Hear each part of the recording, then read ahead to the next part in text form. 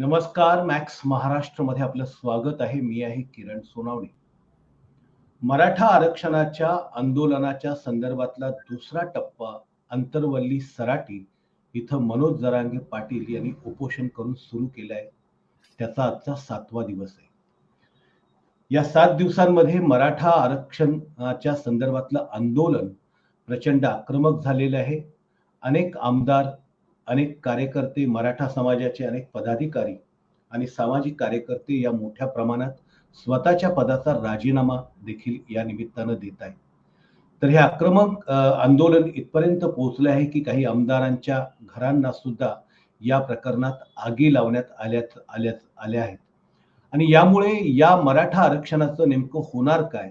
आज 12 वाजता महाराष्ट्र सरकारच्या कॅबिनेटची विशेष बैठक बोलवलेली आहे आणि त्यामध्ये कदाचित माननीय मुख्यमंत्री एकनाथजी शिंदे या संदर्भात काहीतरी निर्णय जाहीर करतील अशा पद्धतीने बोललं जातंय.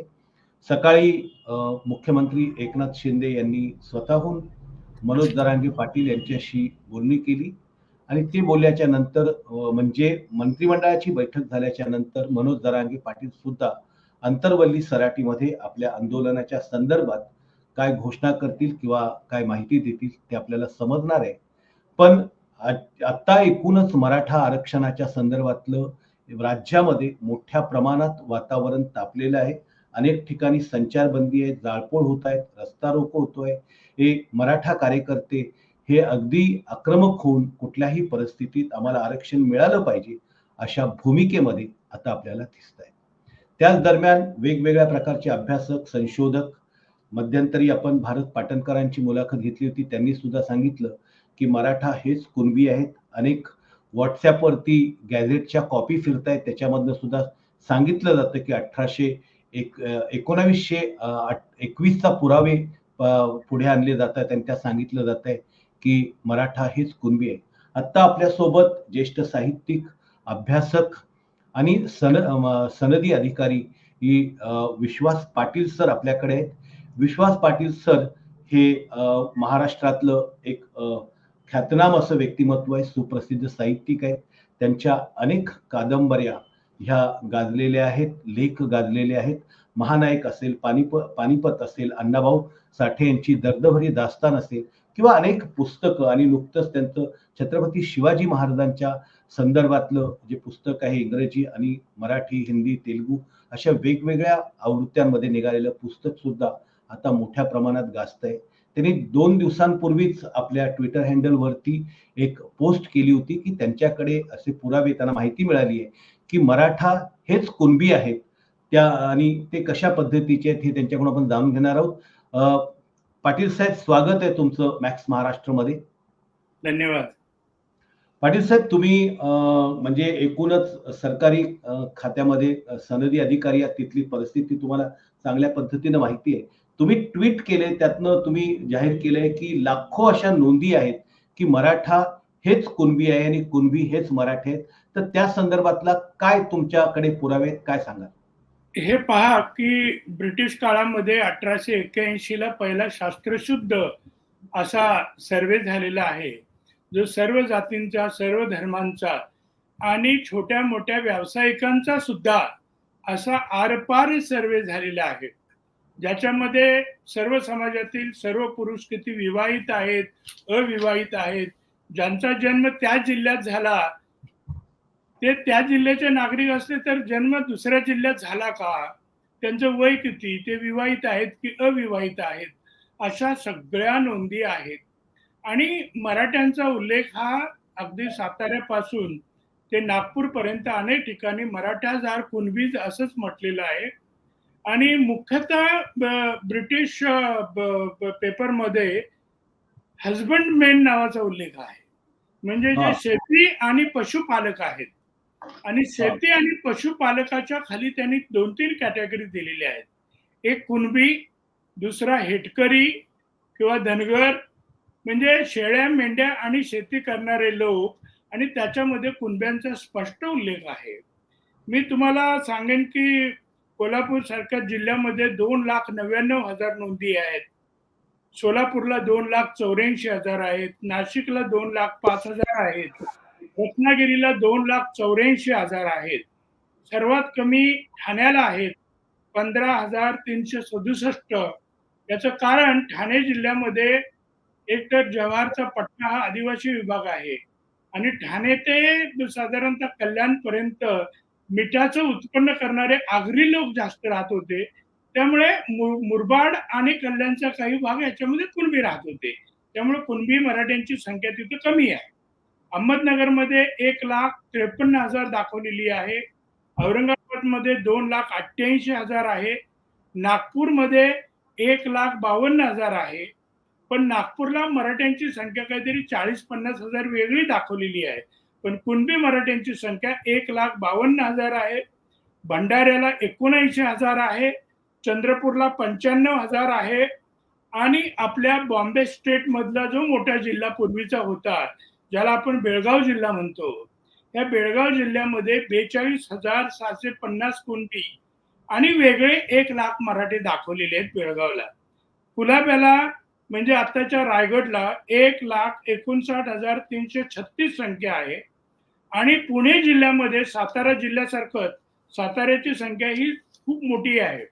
म्हणजे आजचा सांगली आणि सातारा धरून तो ब्रिटिश सातारा होता, ज्याच्यामध्ये फलटण, त्याच्यानंतर सांगली आणि मिरज ही संस्थानी तालुके वगळून सुद्धा त्यावेळेच्या सांगली सातारा जिल्ह्याची जी संख्या आहे ती 5,83,000 कुणबी राहतात. आणि त्यामध्ये जाधव वगैरे, मोहिते वगैरे आडनावं देऊन हे सगळे स्वतःला 96 कोळी समजत असले किंवा त्यांचा क्लेम असला तरी ते कुणबीच आहेत. आणि कुणबी हे they are professional cultivators of this land असा उल्लेख अनेक गॅझेटमध्ये केलेला आहे. बरं, पुढं असं आहे की मी मुद्दाम पाहत होतो की पुण्यासारख्या जिल्ह्यामध्ये जिथे ज्या वेळेला 9 लाख आणि काहीतरी 50,000 लोकसंख्या पुणे जिल्ह्याची होती, त्याच्यामध्ये ब्रिटिश गॅजेट त्यापैकी 8 लाख हिंदू दाखवतं आणि या 8 लाखापैकी 4 लाख कुणब्यांची संख्या ही पुणे जिल्ह्यामध्ये दाखवण्यात आलेली आहे. तर एकूण मग हे कुणबी हे नेमकं काय प्रकरण आहे मी पाहिलं तर आपल्या असं लक्षात येईल की पुणे जिल्ह्याच्या संदर्भात ब्रिटिश गॅजेटियरमध्ये ब्रिटिशांनी जवळजवळ 25 पानं मोठी कुणब्यांचं वर्णन केलेलं आहे. मग त्यांच्यामध्ये पाळण्यातलं नाव कसं ठेवलं जातं, नावरस नाव कसं ठेवलं जातं, गावामध्ये पडनाव कसं असतं, त्याच्यानंतर त्यांचं लग्नातलं देवक कसं असतं, त्याच्यानंतर त्यांचे देव कुठले कुठले आहेत, ते कुठल्या कुठल्या गावचे आहेत, जत्रा कधी भरतात, जत्रे दिवशी काय करतात, मुर्गा मुर्गी कोंबडी देतात किंवा त्यांच्या दहनाच्या पद्धती काय आहेत, अंतविधी कसा केला जातो, अंतविधीला कोणते कोणते कार्यक्रम असतात, अशी 25 पानं भरून जी माहिती प्रचंड ब्रिटिशांनी लिहून ठेवलेली आहे ती मला मराठी वाङ्मयामध्ये आढळली नाही. आणि अशीच माहिती कुलाबा जिल्ह्याच्या गॅजेटियरमध्ये 15-20 पानं आहे, बेळगावच्या गॅजेटियरमध्ये आहे. त्यामुळे एक असं आपल्या लक्षात घ्यावं लागेल की कुणबी ही काही सहज कवी कल्पना नव्हती, तर कुणबी हे या भूमीचे कास्तकार म्हणजे खऱ्या अर्थी कल्टिवेटर्स आहेत आणि ते मराठी आहेत. आता इतिहासकार म्हणून मी तुम्हाला सांगेन की मराठ्यांचं सैन्य हे कधीही दुसरं कोणाचं सैन्य नव्हतं, ते शेतकऱ्याचं सैन्य होतं. हो. कारण इतिहास असं सांगतो की मृग महिन्यामध्ये एकदा भात लावल्यानंतर दसऱ्याला भाताच्या ओंब्या आल्या आणि दिवाळीच्या आधी धान्य खळ्यावर टाकलं की घोडा घेऊन मराठे उत्तरेच्या मोहिमेवर जायचे. म्हणजे पावसाळ्यामध्ये शेतकरी आणि उन्हाळ्यामध्ये मोहिमेवरचे धारकरी अशी मराठ्यांची परंपरा आहे. आणि मराठ्यांचं सैन्य हे कधीही परमनंट आर्मी नव्हती. परमनंट आर्मी याचा अर्थ की कायमस्वरूपी सैन्य.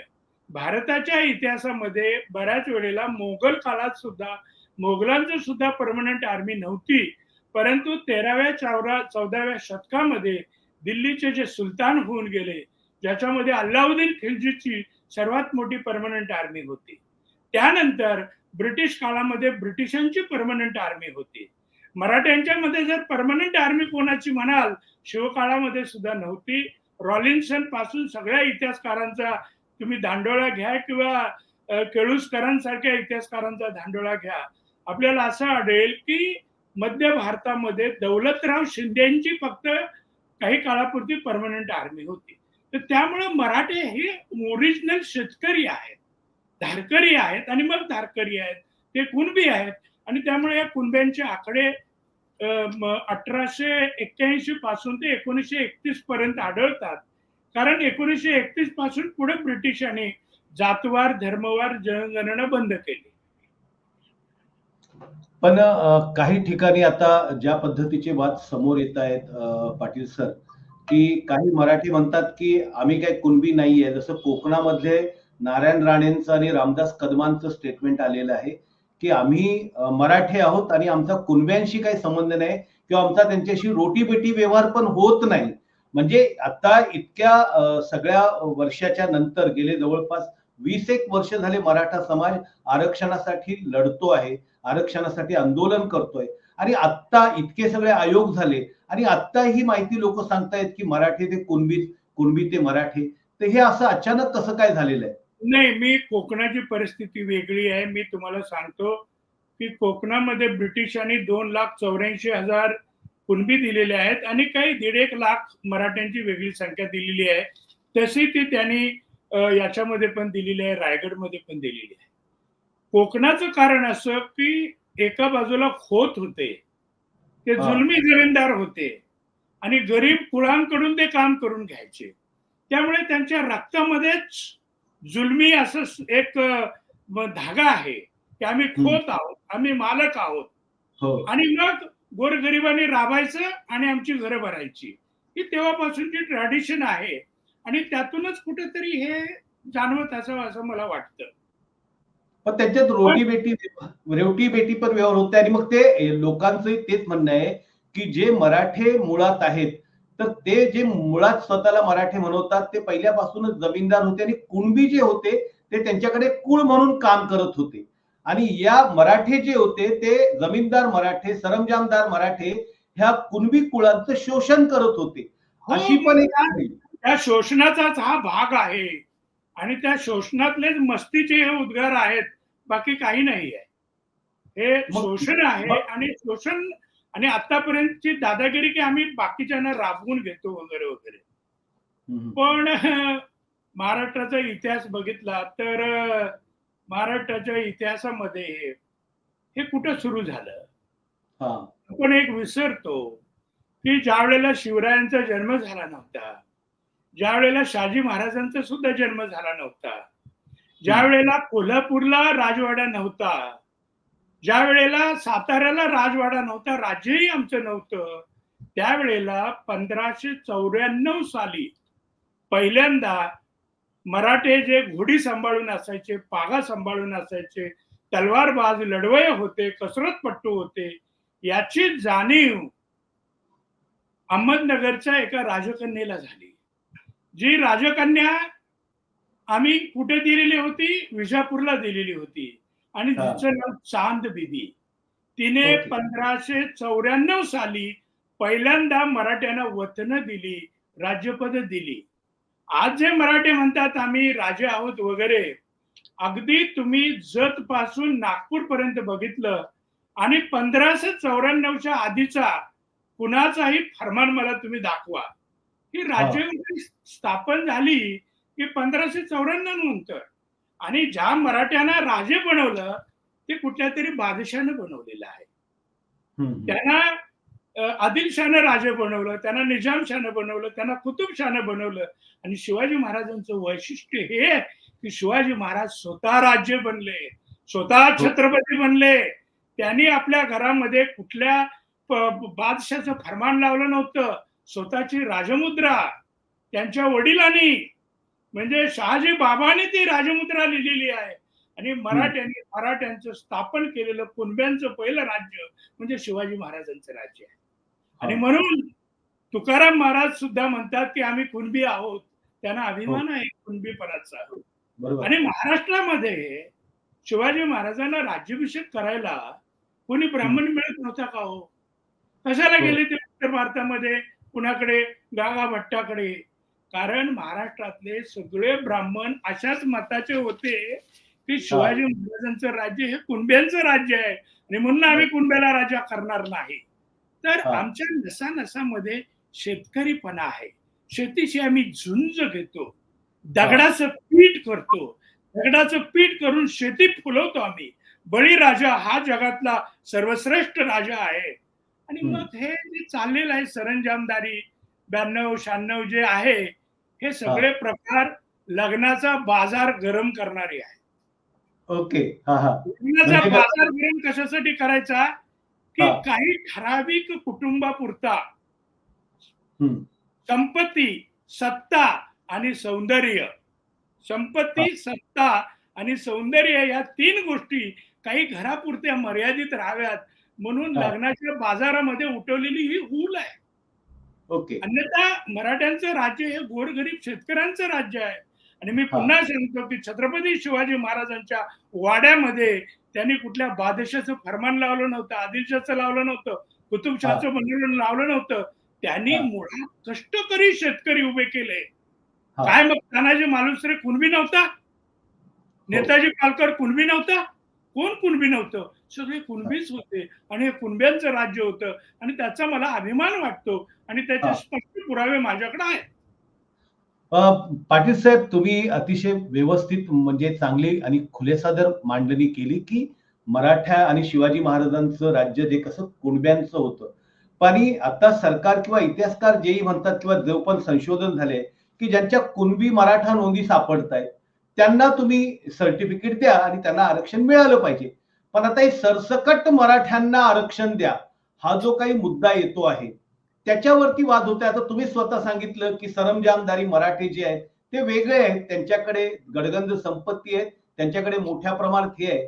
तर आता हाच तिढा महाराष्ट्राच्या राजकारणात किंवा हे आरक्षणाच्या मुद्द्याशी प्रमुख आहे. हा कसा सोडवता येईल? कारण की सरसकट तुम्ही जसं म्हणाले की जे मराठे आहेत ते जमीनदार होते, त्यांनी मोठ्या प्रमाणात या ठिकाणी स्वतःचं राज्य केलं आणि शिवाजी महाराजांच्या राज्याला सुद्धा इथल्या असणाऱ्या सरंजामदार मराठ्यांनी विरोध केल्याचा इतिहास सुद्धा आहे. तर मग आता ह्या तिढा सुटेल कसा काय? मला असं वाटतं की पण आता याच्या बाबतीत शास्त्रीय संशोधक, अभ्यासक यांनी डेप्थ मध्ये जाऊन अभ्यास करावा. हा माझ्याकडे जे आकडे होते ते कुणाकडेच कुणी पाहिले नव्हते. हे आकडे शोधण्यासाठी सुद्धा मला विजापूरला जावं लागलं, मला हैदराबादला जावं लागलं, मी दिल्लीला अनेकदा गेलो आणि हे सगळे आकडे टॅली केल्यानंतर मला मिळाले. अन्यथा ओके. मोठ्या मोठ्या जिल्ह्यांची गॅझेटियर्स आज सहज उपलब्ध नाही. जी हम्म. उपलब्ध आहेत ती रिवाइज्ड आहेत. म्हणजे हा ती सुधारित अशी आहेत आणि त्याच्यामध्ये मूळ ब्रिटिश रेकॉर्ड मधला आकडा नाहीये. तर हा ज्याचं पुरेसं संशोधन केलं पाहिजे. काही करा, पण मी तुम्हाला सांगतो ग्रामीण भागामध्ये आज अत्यंत भयानक अवस्था आहे. हा एखादा मुलगा एमपीएससी ला पास झाला तर त्याला इंटरव्ह्यूला पुण्याला किंवा मुंबईला येण्यासाठी पैसे नसतात. तो गावामध्ये वर्गणी काढतो. बरोबर. अनेक ठिकाणी आता तुम्हाला बँकेमध्ये, डिस्ट्रिक्ट बँकेमध्ये, सहकारामध्ये सहसा नोकरी मिळत नाही. कशी मिळते तुम्हाला माहिती आहे. हो विद्यापीठामध्ये अगदी मोठ्या मोठ्या डिग्र्या घेऊन सुद्धा प्राध्यापकी मिळत नाहीत. लोकांचे हाल आहेत. आणि हो अनेक तरुण असे आहेत ते बिन लग्नाचे आहेत. अनेक हो मुली बिन लग्नाच्या आहेत. ते म्हणतात मुलीच म्हणतात की निव्वळ शेतकरी नवरा घेऊन काय करू मी? त्याला नोकरी बरोबर असेल तर माझ्या जगायचं साधन आहे. आणि बरोबर. त्यामुळं अनेक गावामध्ये एखादा किंवा दुसरा सदरा किंवा लेंगा घालून फिरणारे हे तरुण आहेत. आणि मी हा एके ठिकाणी म्हटल्याप्रमाणे हम्म, रानामाळामध्ये जशा हम्म, अर्ध उपाशी आणि हा बेवारस शेळ्या मेंढ्या फिरतात तशी इथल्या तरुणांची अवस्था आहे. बरोबर. मराठा समाजाकडे बघताना तुम्ही उघड डोळसपणे बघा. हो मराठा समाज म्हणजे काही मराठा समाज म्हणजे काही मोजकी घरं म्हणजे मराठा समाज नव्हे. हो काही ठराविक कुटुंब जी मंत्रालयात दिसतात, जी डीपीटीसीत दिसतात, जी गावच्या साखर कारखान्यावर पण दिसतात, अशी कुटुंब ही फार थोडी आहेत. हाताच्या हा बोटावर मोजण्याजोगी आहेत. पण हम्म, ऊसाच्या शेतीसारखे गरीब शेतकरी महाराष्ट्रातले जे आहेत त्यांचा प्रश्न मोठा आहे.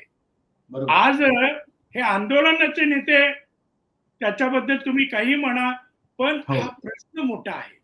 अनेक बरोबर. वर्ष लोकांनी वाट पाहिलेली आहे, पिचलेले आहेत आणि ग्रामीण भागामधली भयानक जी परिस्थिती आहे ती हा समजून घेतली पाहिजे. आणि 4 सरंजामदार मराठे, त्यांच्या गाड्या, त्यांचे साखर कारखाने, ठराविक मुठभर लोकांचे, म्हणजे मराठा समाज नव्हे. आणि त्यामुळे बरोबर मराठा समाजाला काही करून न्याय मिळाला पाहिजे. बरोबर आहे, तो बरोबर. न्याय मिळण्यासाठी बॅरिस्टर पंजाबराव देशमुख यांनी महत्वाचं काम केलं विदर्भामध्ये, तसं हो आपल्याकडे कोणी केलं नाही दुर्दैवानं. बरोबर आहे. पाटील साहेब, हा एक म्हणजे सांस्कृतिक संघर्षाचा परिपाक आहे का, की या देशातली जी विषमतावादी संस्कृती होती त्यातनं एक एक वर्ग पिचट पिचट जाऊन पुढे येतो आहे. पूर्वी सुरुवातीला शूद्र अतिशूद्र लोक, त्यांना आरक्षण द्यावं लागलं, नंतर ओबीसीना द्यावं लागलं आणि आता मराठ्यांना सुद्धा आरक्षण देण्याची वेळ आलेली आहे. या देशाच्या विषमतावादी संस्कृतीचा हा परिपाक आहे का? नाही, आता याच्या बाबतीत विद्वान मंडळींनी अधिक सखोल अभ्यास करणं गरजेचं आहे. पण हा प्रश्न मात्र खूप जटिल आहे. अनेक तालुक्याच्या गावातून, जिल्ह्यातून मी फिरतो, लोकांच्यात मिसळतो, साध्या रेस्टॉरंटमध्ये जाऊन बसतो, त्यांना विचारतो काय चाललंय, काय नाही, किंवा नोकरीच्या शोधात माझ्याकडे पण मुलं येतात. मला फोन करायला सांगतात, पण फोन करून कोणाला काही नोकरी मिळत नाही, हे सगळ्यांनाच आता माहिती आहे. आणि त्यामुळे ही विषमता भयानक आहे. आणि या विषमता म्हणजे काय शेवटी, की जंगल नष्ट झाल्यावर खायला काय नाही म्हणून जंगलातले वाघ जसे गावात येतात, तशी हो परिस्थिती आज मराठा समाजाची झालेली आहे. की बरोबर आपण आहे. हा त्या पाठीमागचा जो अंगार आहे तो आपण समजून घ्यायला हवा. बरोबर आहे. अत्यंत चपखल वर्णन तुम्ही केलेलं आहे, की जंगलात असणाऱ्या वाघांचं अन्न संपल्यानंतर ते शहराकडे येतात. शेतीचं वाटोळ सरकारने केलं, त्याच्यासाठी योग्य नाही, आणि धोरण. त्याच्यामध्ये महत्वाचा मुद्दा असा, की हा ॲनिमल हजबंडरी जी होती मराठ्यांची, ती हा संपूर्ण संपली. म्हणजे बरोबर कसं, पूर्वीच्या काळामध्ये घरामध्ये घोडी होती आणि हा ही घोडी युद्धावर जायची, राजाकडून तुम्हाला काही सरदाराकडून उत्पन्न मिळायचं. किंवा हम्म, आता जे मोठे मोठे ट्रक, लॉरी, जी वाहतुकीची सिस्टम म्हणतो, ती हा वाहतुकीची सिस्टम मराठ्यांच्या हातात होती. बरोबर कोकणामध्ये मग अलिबाग असेल किंवा राजापूर असेल किंवा हम्म, शिरक्यांचं ते बंदर असेल, या हम्म, बंदरातून चारण निघायची. चारण हो हो म्हणजे काय, की बैल, एका बरोबर एका बैलाची टोळी 1400-1400ची असायची. आणि ओके तिथून ते बंदरावरचा माल अहमदनगर पर्यंत, विजापूर पर्यंत, औरंगाबाद पर्यंत टाकायचे. आणि ही सगळी बैल, याची मॅनेजमेंत त्रिना आत्रे यांनी म्हटल्याप्रमाणे, याची मॅनेजमेंट ट्रान्सपोर्ट सिस्टम मध्ये वंजारी समाज मोठ्या प्रमाणावर होता. पण ओके त्यांना बैल ही शेतकऱ्यांकडून भाड्याने घ्यायचे आणि त्याचेही हा पैसे मिळायचे. म्हणजे ओके मोठेवरचे बैल, दुधाची जनावरं, हे सगळं आता नाहीसं झालेलं आहे. दूध बरोबर शेती सुद्धा आज धोक्यात आलेली आहे. आज काही असो, कारण काही असो, आज हम्म, कर्नाटक मधला आणि गुजरात मधला दुग्ध व्यवसाय आपल्या पुढे कितीतरी पुढे गेलेला आहे. आणि आपण हो दुग्ध व्यवसायामध्ये मागं पडलो. आणि म्हणजेच एका प्रकारे मराठा समाज मागं पडलेला आहे. कारण अनेक असतील. आता बरोबर मी माननला काम केलं होतं म्हणून मला माहिती आहे. बरोबर. पण तुम्ही आता सरकारी याच्यामध्ये उच्च पदावरती सुद्धा काम करतायत पाटील सर. पण आता होत सरसकट मराठ्यांना कुणबीचं सर्टिफिकेट दिल्याच्या नंतर ते व्हॅलिड कसं काय होणार आहे? व्हॅलिडिटीचा प्रश्न येणारच ना पुढे. किंवा मला असं एखाद्या वाटतं, म्हणजे की ज्या मागासवर्गीय ठिकाणी रेकॉर्ड आयोगाने उपलब्ध आहे ते तरी द्या. ज्या ठिकाणी हा उपलब्ध आहे ते तरी द्या. आज कोल्हापूर जिल्हा आणि सांगली जिल्ह्याच्या काही भागामध्ये मोडीमध्ये लिहिलेलं रेकॉर्ड हा उपलब्ध आहे. तिथे तरी द्या ना तुम्ही लोकांना कुणब्यांची ती सर्टिफिकेट मुख्यमंत्र्यांनी ताबडतोब. घोषणा केली ना काल. मुख्यमंत्र्यांनी घोषणा ती काल केली ना आणि ते प्रमाणपत्र वाटायचं सुद्धा घोषणा त्यांनी केली, की ज्यांच्या ज्यांच्या कुणबी मराठा नोंदी आढळतील त्यांना त्यांना तशा पद्धतीचं प्रमाणपत्र दिलं जाईल. पण ज्यांच्या नोंदीच नाही आहे, तर मग त्यांना प्रमाणपत्र देण्याचा पुन्हा शासकीय दरबारामध्ये तो एक मोठा तिढा उत्पन्न होणार आहे. तुम्ही सरकारी अधिकारी आहेत, तुम्हाला सिस्टीम बद्दल माहिती आहे. त्याच्यावरती काय तोडगा निघू शकतो? मला असं वाटतं, की काही शास्त्रोक्त पद्धतीनं अनुमानं काढावी लागतील. की हा बाबा 1881 ला किंवा 1891 ला किंवा 1931 ला एकूण लोकसंख्या किती होती, मग त्याच्यामध्ये कुणब्यांची किती होती, आणि आजची लोकसंख्या घेऊन त्याचं कोणी त्रैराशिक मांडून त्यातून मग काहीतरी धोरणात्मक निर्णय घ्यावे लागतील. जसे किंवा धोरणात्मक निर्णय अन्य किंवा मग राज्यांनी असं घेतले. करता येईल का, की विशेष आदेश काढून आत्ताचे जे मराठे आहेत ते कुणबी म्हणून आणि त्यांना सरसकट सर्टिफिकेट सरकार हे करू शकतो ना, विशेष विशेष हे करून. अध्यादेश काढून. बरोबर. पण मग ते कोर्टात टिकेल का? कोर्टात किंवा इकडे समजा आता काय आहे की ओबीसी सुद्धा त्या पद्धतीनं आपल्याकडे वाटेकरी नको म्हणून ते सुद्धा आक्रमक झालेले आहेत. ते टिकेल का? म्हणजे सरकारी आता आपण हे बघा, कोर्टामध्ये टिकण्यासाठी एव्हिडन्स पण तसा पक्का केला पाहिजे. जो एव्हिडन्स आपल्याकडे असतो तो आपण मांडतो का?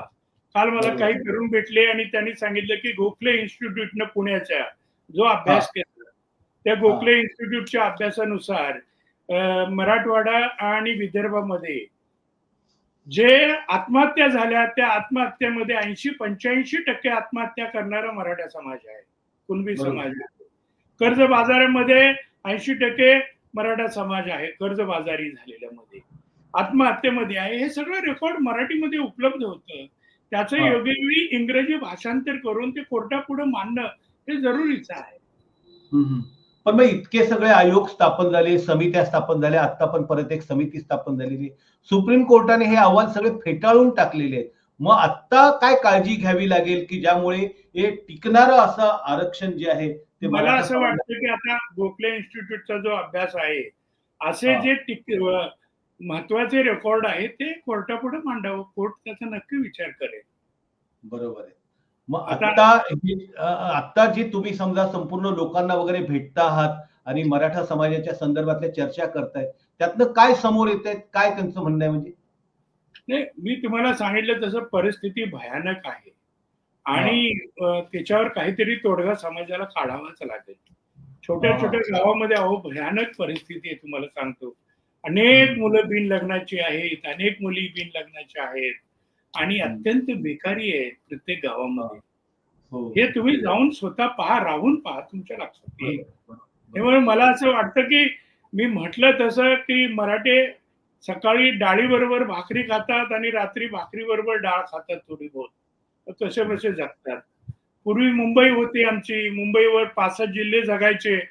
मुंबईच्या कॉटन मिल त्या सुद्धा संपल्या, काळाने संपवून टाकल्या. ते लस्ट फॉर लालबाग मध्ये मी माझ्या कादंबरीत वर्णन केलंय. एक 8-10 जिल्हे तरी जगत होते त्या कॉटन मिलवर. त्या कॉटन मिलही गेल्या. कुठं जायचं मराठ्यांनी? माझ्या गावामध्ये प्रत्येक घरामध्ये घरटी एक तरी गिरणी कामगार होता. माझ्या घरामध्ये माझे 2 सख्खे चुलते होते.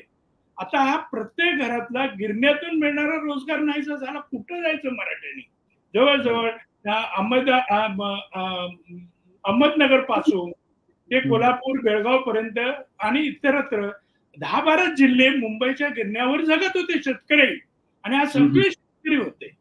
गिरणीमध्ये, गिरणी कामगारामध्ये 98% हे शेतकरी होते. हे तुम्ही विसरू नका. तोही आमचा सोर्स बंद झाला.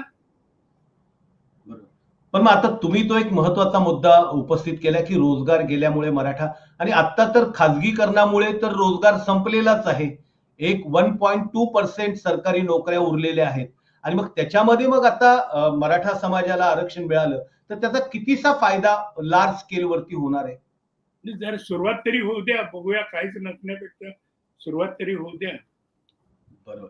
तुम्ही सर लेखक आहात, अनेक तुमच्या कादंबऱ्या खूप गाजलेल्या आहेत. हे सगळं चित्र, विदारक चित्र तुम्ही पाहतायत, मराठा समाजाची स्थिती पाहतायत. आतापर्यंत 59 मोर्चे ह्या समाजाने काढलं, रस्त्यावरती उतरलाय. जसं सांगितलं की तुम्ही म्हणजे जंगलातलं अन्न संपलं तर वाघ शहराकडे येतो, तशा पद्धतीचं हे आंदोलन पेटलेलं आहे. तुमच्यातला लेखक यातनं काही जागृत होऊन या संदर्भात काही विचार चालू आहे का की या संदर्भात आगामी काळात काही लिहावं वगैरे, ही व्यथा किंवा हा संघर्ष मांडावा? नाही, मी अजून त्या दृष्टीने विचार केलेला नाही. पण सध्याची परिस्थिती आहे ती पाहून मात्र मी खूप सुन्न झालेलो आहे आणि याचा गांभीर्याने प्रत्येकाने विचार करायला पाहिजे असं मला वाटतं. म्हणजे आता दूध असेल, कपडा व्यवसाय असेल, प्रत्येक ठिकाणी आपली जी भयानक कारणं अनेक असतील जी पिछेहाट झाली आणि रोजगार गेला, त्यामुळे लोकांची परिस्थिती वाईट झालेली. तुम्ही पाहिलं असेल ना लालबाग, परत लालबाग, हजारो लोक रस्त्यावर असायचे. आमचे सातारा जिल्ह्यातले, कोल्हापूर जिल्ह्यातले कोकणी लोक, धोतर, त्या नऊवारी साड्या, कुठे गेलं जग? बरोबर. सगळी मुंबई बाहेर फेकलं गेलं. कारण अनेक असतील पण रोजगार आमचा गेलाच ना. बरोबर. धन्यवाद विश्वास पाटील सर, तुम्ही मॅक्स महाराष्ट्राच्या सोबत अत्यंत महत्वाच्या विषयावरती संवाद साधला. हे होते ज्येष्ठ साहित्यिक अभ्यासक आणि सनदी अधिकारी विश्वास पाटील सर, जे संपूर्ण महाराष्ट्राला आणि देशाला ख्यातनाम आहेत. त्यांची अनेक पुस्तकं प्रकाशित आहेत. त्यांनी स्वतःहून मेहनत घेऊन मराठा कुणबी या संदर्भातलं माहिती घेतली आणि अनेक गॅझेटियर, अनेक राज्यात जाऊन त्या संदर्भातली माहिती गोळा करून त्यांनी आपल्या समोर मांडलेली आहे की मराठा हेच कुणबी आहे. त्यात त्यांनी शिवकालातले अनेक दाखले दिलेले. तुम्ही ही सगळी माहिती ऐकलेली आहे. तुम्हाला नेमकं काय वाटतं तुम्ही नक्की कमेंट बॉक्समध्ये लिहा आणि पाहत राहा मॅक्स महाराष्ट्र, आवाज महाराष्ट्राचा.